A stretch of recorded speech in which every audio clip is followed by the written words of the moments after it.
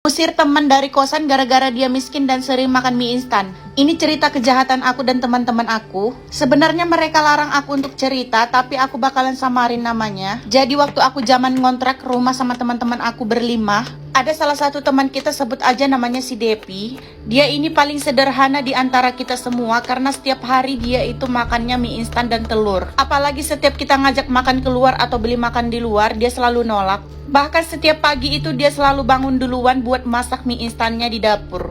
Aku juga pernah bilang sama si Depi ini untuk jangan makan mie instan, karena mie instan itu kan gak bagus buat anak kos. Terus dia bilang dia gak punya duit buat beli makanan lain. Aku saranin lah ke si Depi ini kalau gak punya duit beli telur aja, karena telur itu lebih sehat.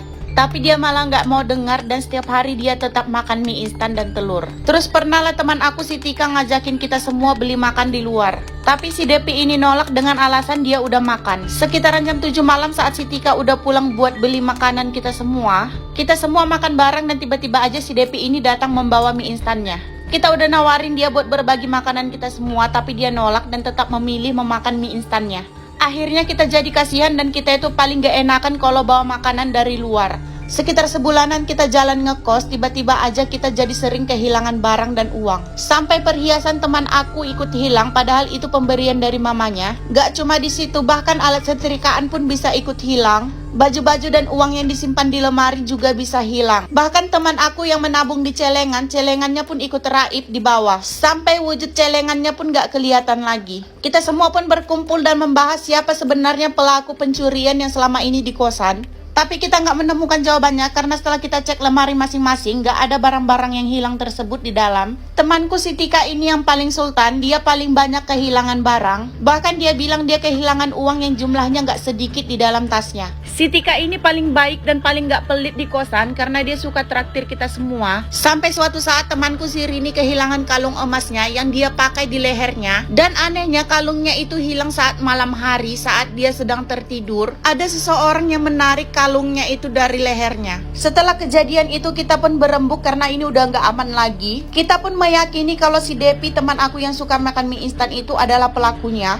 Karena keterbatasan ekonominya yang membuat dia terpaksa melakukannya. Dan kita pun berniat untuk mengusir si Devi ini. Tapi teman aku si Tika yang paling baik hati ini melarang. Dia bilang kasihan karena bagaimanapun si Devi ini tetap teman kita. Dan lebih baik kita menjaga barang kita masing-masing. Tapi teman aku si Rini ini gak terima karena itu kalung pemberian mamanya. Dan mamanya pasti marah kalau tahu kalung itu hilang. Akhirnya kita memutuskan untuk mengusir si Depi ini. Si Depi pun menangis dan memohon dan bilang kalau dia bukan pelakunya. Bahkan dia berani bersumpah. Si Rini ini pun bilang kita gak bakalan ngusir dia kalau dia mau kembaliin kalungnya. Tapi si Depi ini bilang kalungnya gak ada sama dia dan gimana caranya dia ngembaliin kalung itu.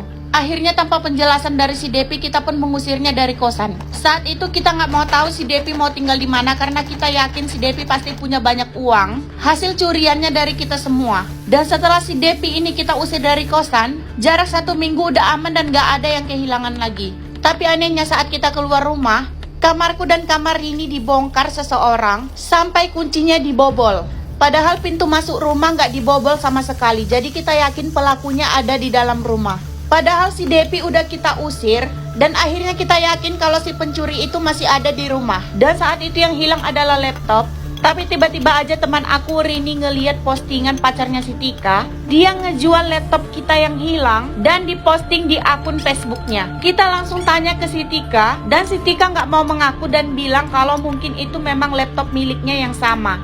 Padahal jelas-jelas di laptop itu masih ada stiker yang mirip dengan stiker laptop kita yang hilang. Akhirnya kita pun datangin pacarnya si Tika ini. Ternyata pacar si Tika ini nggak tahu kalau itu laptop kita. Dan dia pun bilang kalau dia cuma menjual laptop milik si Tika. Akhirnya terungkap sudah siapa pencuri selama ini dan kita pun mau laporin si Tika ke polisi. Si Tika pun akhirnya mengaku dan bilang akan mengganti semua barang kita dengan cara dicicil. Tapi sampai sekarang si Tika nggak pernah ganti sedikit pun. Bahkan dia udah hilang dan nggak ada kabar. Akhirnya kita pun mendatangi si Depi dan meminta maaf ke dia. Tapi sampai sekarang si Depi ini sepertinya masih dendam sama kita dan nggak mau maafin. Dia bilang walaupun dia miskin dan nggak punya uang buat beli makanan enak, tapi dia nggak bakalan sampai mencuri barang-barang milik kita. Kita pun menyesal udah menuduh si Depi sembarangan waktu itu. Tapi mau gimana lagi, nasi sudah menjadi bubur. Oh ya, aku baru aja beli helm Bogo dan ini harganya cuma 60 ribuan. Banyak motif dan karakternya. Kalian juga bisa pilih kacanya mau cembung atau datar, mau hitam atau bening. Motif polosnya juga ada loh. Ready semua warna, ada hitam, pink, abu, hijau, merah, dan masih banyak lagi. Busanya lembut, nyaman dipakai. Kacanya sudah coating anti gores. Yang mau cari helm anti mahal, klik keranjang kuning ya.